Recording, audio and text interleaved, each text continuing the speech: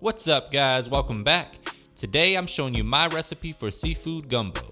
But before I do that, please take a quick second to subscribe to the channel. Make sure to hit that bell and enable notifications as well. Alright, we can't have gumbo without the Cajun trinity. That includes celery, onion, and bell pepper. I'm adding in a jalapeno pepper just to kick up the heat a little bit. I like to dice these nice and fine, or if you want to cheat, you can throw them in a food processor or a blender like you see I've done right here. Make them real nice and fine, that the way they blend right into that gumbo beautifully. The next star of the show is this delicious smoked andouille sausage. It adds quite a bit of heat and some smoky flavor. We're going to use a whole 15-ounce sausage here, just cut into little medallions or little circles as you see me doing right here.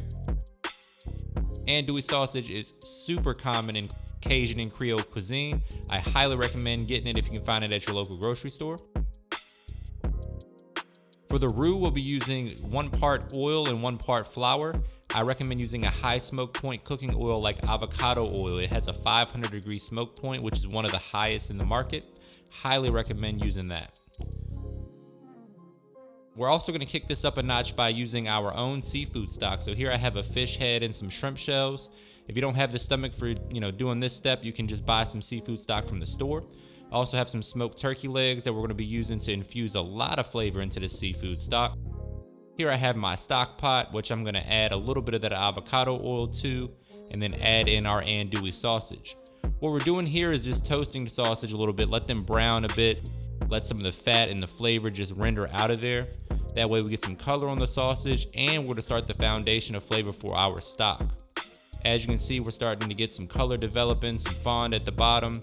Go ahead and remove the sausage for later, and then we're going to add our fish head and our shrimp shells into that same pot and just work them around a little bit over medium heat. Allow all of that seafood flavor to come out. Then we're going to add in all of our vegetables along with some garlic base. You can also use fresh garlic or minced garlic. Whatever you got, it will work just fine, about a tablespoon or so. And then mix that in beautifully. Your kitchen will be smelling absolutely amazing right now. All of the flavor from those veggies and the smoked turkey, the andouille sausage, just everything's going to permeate through the stock, and that's going to really kick up the flavor in your seafood gumbo. Next, we're adding in some water or seafood stock. About 2 quarts worth. Bring that up to a boil and then cover it and let that just chill out. Now we're moving on to the fun part. We're going to make our roux. I recommend starting this over medium-low heat. We're going in with 1 cup of avocado oil, followed by 1 cup of all-purpose flour. Break out your whisk and whisk that to combine the ingredients. Now, if you've never burned a roux, you've probably never made one. This can be a little bit tricky, and there is one really easy method, which is the oven method of making a roux, but it does take several hours. You can look that up online. I'll show that to you guys in a later video. We're going to make this on our stovetop today, so this cuts down the cooking time by quite a bit. Usually takes about 30 to 40 minutes to get the roux nice and dark.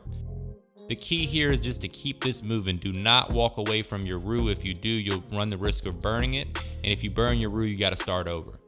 So just continue to whisk.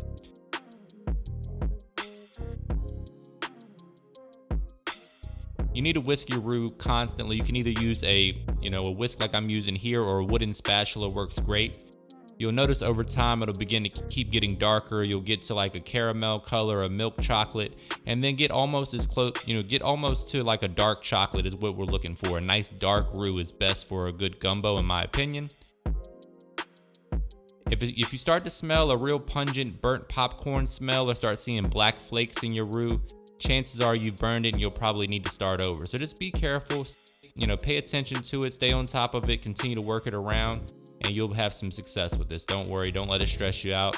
Everybody burns a roux or two. Once you get the color right where you want it, we're gonna add in those minced vegetables that we did earlier in our food processor. Be very careful when you add those to your roux because it is smoking hot. You do not want to burn yourself. You don't want this stuff getting on you. So just be careful when you add the veggies in, work them in with your spatula. They're gonna cook really quickly, so you can turn the heat down to low here.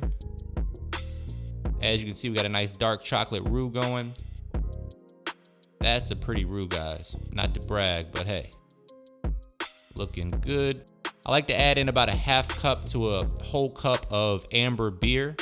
Really any beer that you like will work fine here also, like a lager or something like that. The beer is optional, you don't have to add it, but I do like to, deglaze the pan with a little beer, just a habit I've gotten into with my gumbo. Once you've done that, we're gonna go back in with our andouille sausage and stir that in to combine.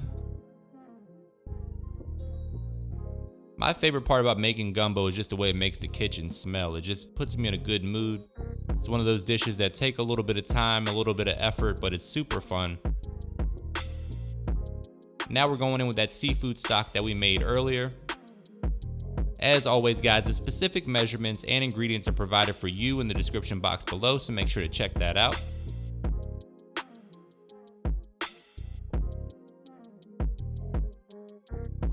After you add in this seafood stock, you want to bring this up to a boil, so make sure you keep stirring it, make sure everything gets well incorporated.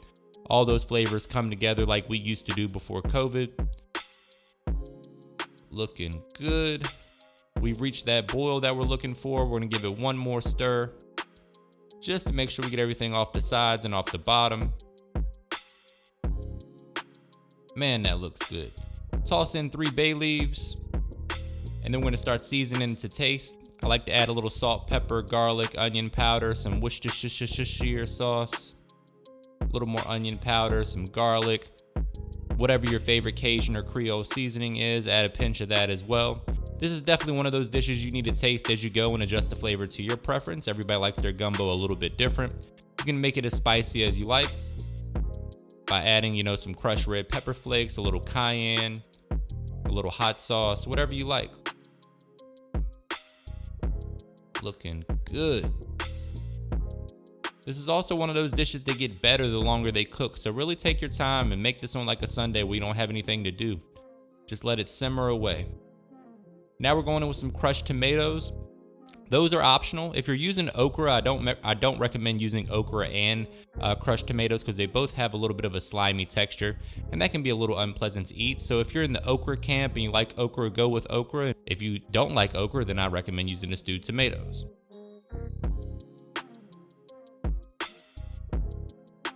All right, now we're adding in a few dashes of hot sauce here, just to kick up the heat a touch. Give that a nice mix. Let me know in the comments what your favorite style of gumbo is. I know the traditionalist folks may be a little bit angry at the use of crab, but if you have access to blue crab, you can use that. Snow crab and stone crab are a little less common, but hey, it's your house, make it how you like. I'm adding in a tablespoon of garlic paste here just to add a little bit more flavor to the dish. Super important to taste as you go, as always, guys. Also adding in a pinch or 2 of chicken bouillon. Again, as always, the specific measurements and ingredients are provided for you in the description box below.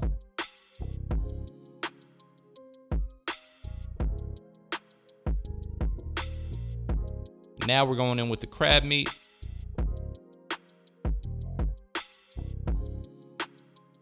You want to add your shrimp at the end because they don't take very long to cook at all. You don't want to overcook your shrimp. Once the juice from this gumbo gets into those crab legs, oh my God, it's so good. That's my favorite part. Adding in a little bit of cayenne pepper just to increase the heat factor. A little bit more seasoning. Remember, guys, you can always add more later. Once you put it in there, you can't take it out. So season as you go. Don't overdo it at the beginning. This is another optional ingredient. We're adding a little bit of gumbo file that actually thickens things up a little bit.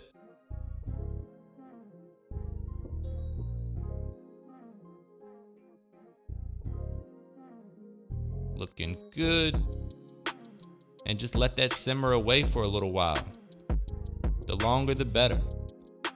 Now we're going in with our shrimp during the last 15 minutes or so. Also going in with some lump crab meat, because this is a seafood gumbo. You could use chicken for this, you could use pork, really whatever you like. Let me know in the comments what your favorite style of gumbo is. Adding in some green onion for additional flavor and a pop of color. As you can see, things have thickened up a bit for us. This is the consistency I'm looking for. As you can see here, the shrimp are nice and fully cooked. You can go ahead and taste now for seasoning and adjust if needed. Get in there with your ladle, really move things around. Oh man, that looks good. I think that counts as a money shot. Quick little pro tip for you guys: when you're plating this up, you can use a small bowl like this with your rice, pack it in there, and you can have a nice little mound of rice like they do at the restaurants. And then just ladle your gumbo around it. It makes for a really nice presentation. White rice is traditional with gumbo. You can, use some cornbread, use whatever you want, really. This is the way I like to do it. We're gonna plate this up with the crab claw right on top. And of course, a little fresh chopped parsley or diced chive would work well also. And there is your trademark money shot, people. Now I gotta try this. I gotta get me some of that andouille sausage, some shrimp, some crab, a little bit of that rice. Moment of truth. Oh man. This recipe is definitely gonna blow you away, guys. Let me know what you think in the comments. Make sure you subscribe to the channel, and as always, thank you for your support.